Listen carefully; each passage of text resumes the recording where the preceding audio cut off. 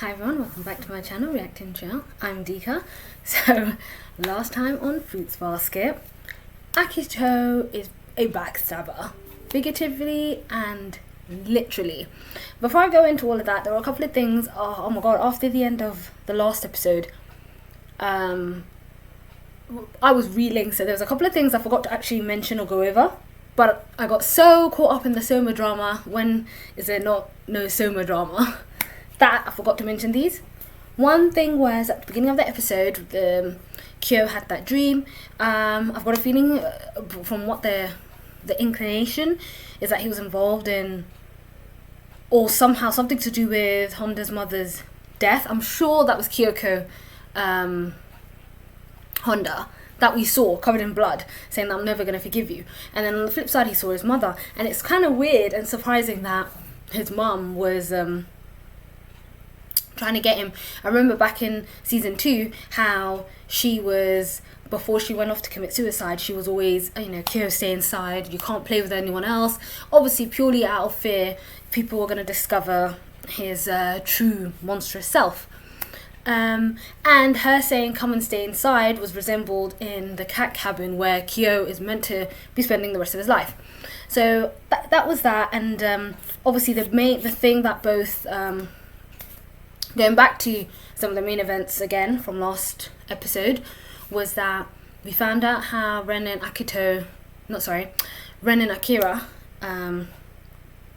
came to be together. I'm assuming she was working for the Soma family originally. Akira was dying, so they were trying to get him married off, but he had an illness anyway. They were very aware of that, and he wasn't getting many marriage sort of marriage meetings and things like that were falling through because of that. They were aware of his illness. When he had died, the head maid had given Akito a box to say that your father's always with you, even though she had looked in the box ages ago and it was empty. It was almost like something to have over her mother, to say that, look, Akira is always with me. And this thing that she'd been always gunning for, fighting with her daughter with, but there was nothing in there in the first place. So I suppose maybe it was just the idea, the power that Akito had over Ren. But obviously right towards the end, before she even stabbed her, the thread, the bond that had Hiro had snapped. So Hiro is no longer under the curse, so he's now free. So far we have Kureno, Momoji and Hiro, who have now broken from the curse. Finally, coming to the main events of that episode, when Akito had stabbed Kureno, almost, again, I was fuming because it's almost as if essentially she blamed, she's like, it was basically your fault, I ended up worse off than I was. It was just so annoying. However, she had stabbed him, basically saying you're going to pay with your life now. And she had run off. Kureno's more concerned of what she's going to do because of obviously the state she's in. This had happened just after the bond with Hiro had now broken. So he's more concerned with that, and they perfectly imitated that when Arisa, Uo-chan, had found the dead bird outside, as obviously Kureno represents the rooster / he's able to communicate with birds / that's meant to be him dead out in the rain. Tragic. Oh, and at the end of that episode, Kyo was about to go off, but Honda was like, I want to talk to you. So I'm wondering if this is going to lead to a confession. Is she going to tell him how she feels? Obviously, prior to that, everything that was going on, and obviously her own feelings towards Kyo's become a lot more obvious, or maybe to herself, unless I'm wrong. Do let me know down in the comments. But yes, that was a good wrap up. I had to take a deep breath because obviously remembering what happened last time was going to send me off the edge. But I'm incredibly excited to see what's going to happen now. Let's get to it. I'm so nervous and I don't even know why. Tohru, I need to know. Do you love me? Of all people, why me? I can't do this. I don't want to say it. I know. I don't want to admit it. But Please listen to me. I just you want... don't know anything. Not what I did or what I failed to do. I'm sorry. I hope I don't start crying. No one said anything. I'm tearing up. Your mom would have lived if I'd helped. I never told you, but your mom, I knew her. What's your deal, kid? You're way too young to go around dyeing your hair different colors. You're gonna get kidnapped if you don't stop being so cute. Better go home. Your mom will be worried. I don't have one, okay? She died. Wow. Sounds lonely. So, what do they call you? Not telling. Alright. I guess I'll just have to call you Squirt then. It's We cute. kept talking. Kyoko Honda told me about lots of stuff. About herself. About Katsuya Honda. And This girl is my treasure. Tohru! I wondered what her laugh would sound like. I can't find her anywhere. She's gone. I'll help her. I'll protect her for sure. And that's a man's promise. You were still searching for her, huh? Tohru is safe and sound. Oh, Someone helped her get home. because it was his originally. Tohru says the kid who helped her was wearing it. You recognize it? Master bought it for me. And it ended up with him instead. Yeah. Yeah, it was mine, but it's not anymore.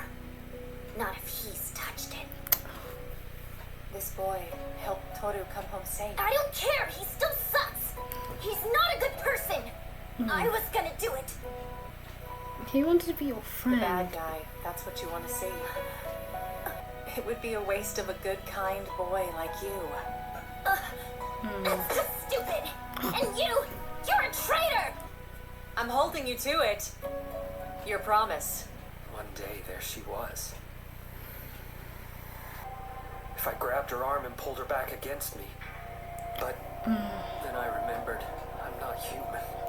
And people would find out what I am. I know she'd still be alive.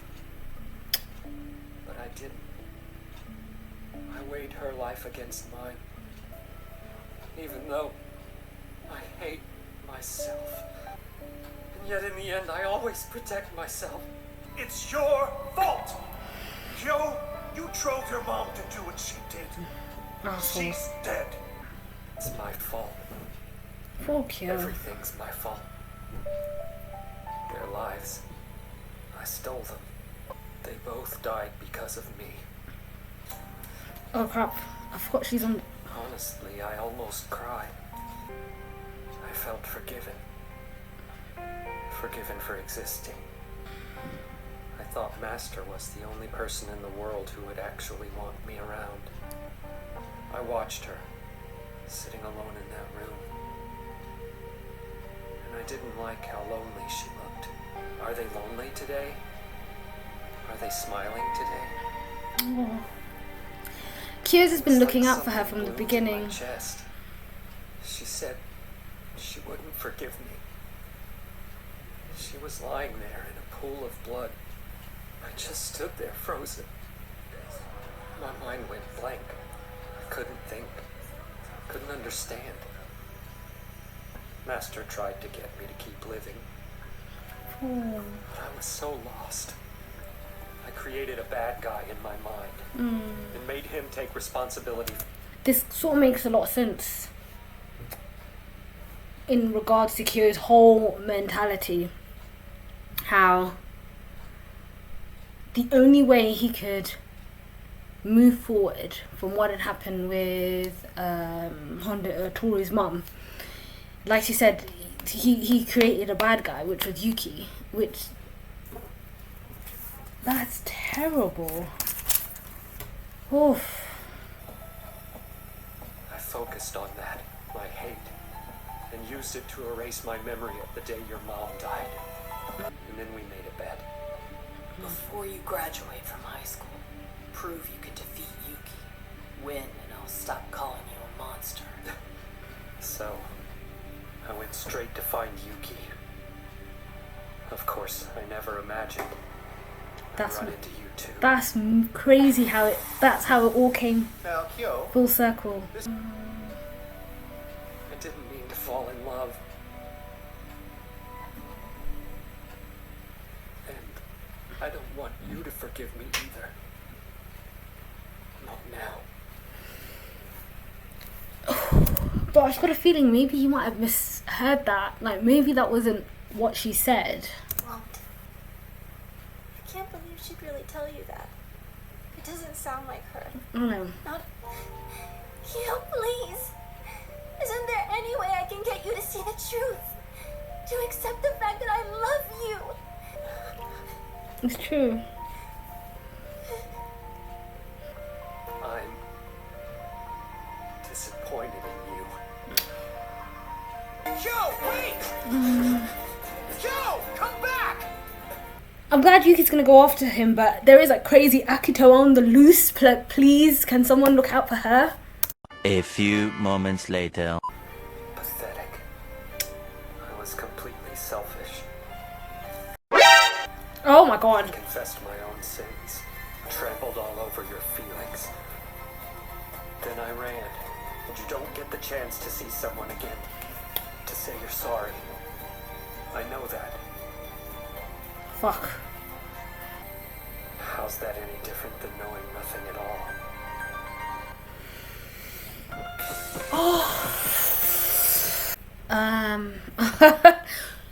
I was just trying to keep my emotions in check there. Oh, so that was episode 8.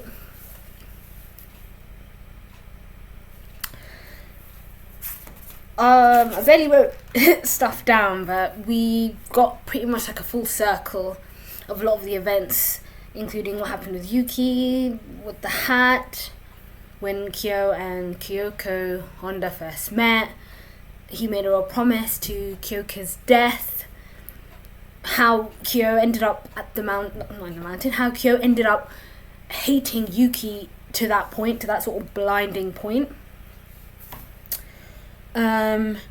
You know, he needed to create a bad guy, and he did. You know, he made that wager with Akito. He literally suppressed those memories of Kyoko's. Sorry, I know I'm just so somber right now. It's just, oh my god, the suppressed memories, and seeing that hat literally brought them all back again.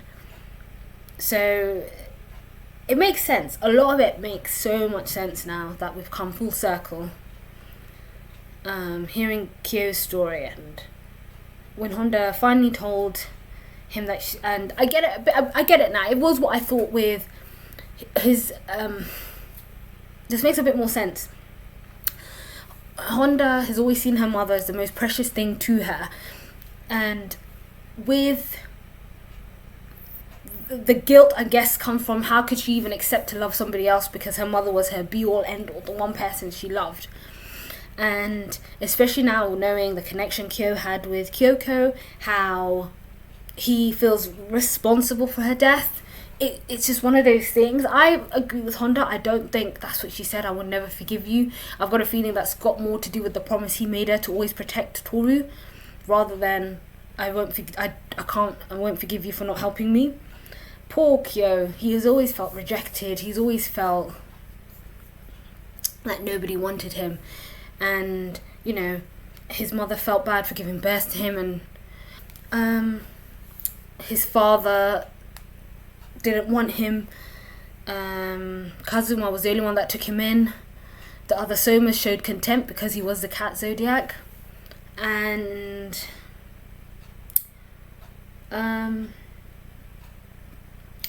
that day when he went, because of his overwhelming feeling to feel like they needed protecting, it coincides with Yuki's story of seeing the young girl crying. Obviously, it just breaks my heart that the only thing that Yuki ever wanted was a friend. Like, he was incredibly, when he first met him at the banquet and he saw Kyo was outside looking in, and he was automatically intrigued. He wanted to know who he was, because obviously they're quite close, they are same age, and he wanted to know who he was. But Kyo always saw him as his object of contempt. I know my voice is a bit funny. His object of contempt, his object of like pure hatred, because he felt like Yuki always took everything from him. The sad fact is all Yuki wanted was to know Kyo, to find out who he was, which is so sad and crazy to think about the parallel between these two.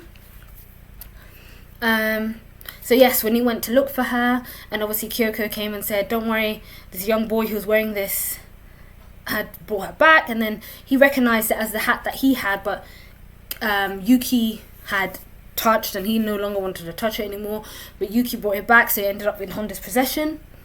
And he felt betrayed because Kyoko and her daughter Tohru, even though he only ever saw Tohru from a distance, were people he felt were on his side, and yet he felt betrayed because Yuki took them. And especially what happened to Kyoko afterwards, that really, I think, was the final nail in the coffin in terms of the despair that Kyo felt. I feel like that was it. He felt like he feels like his existence had caused the death of two women, his mother and Toru's mother. And the only way for him to comprehend that was to fuel it with hatred and find something, like to sort of push it onto something else, which was Yuki. Hating Yuki. Now we know why there was this thing where he had to defeat Yuki, why he had this eternal grudge against Yuki. Like I said, it just all makes sense now as it all comes around full circle. And regardless, even all of that, Tohru still admitted her feelings, and it was so sad. Like I said at the beginning, I was already crying and tearing up and nothing had happened. But he felt sorry for her, like, how could you, what about me? Because of all that hatred, all that despair, everything, feeling that he was like not pitied, but he pitied her for having feelings for him. That's sort of the lower self-esteem, the hatred he has for himself. And to top it all off, Akito shows up ready to shank someone else. So Yuki, I mean, I don't know if Shigeru's in the house, I don't know if it's those two, but Shigure, Yuki ran after Kyo, and Toru's now left alone with Akito. So yeah, that was everything for this time. Thanks everyone for watching. I'll see you next time.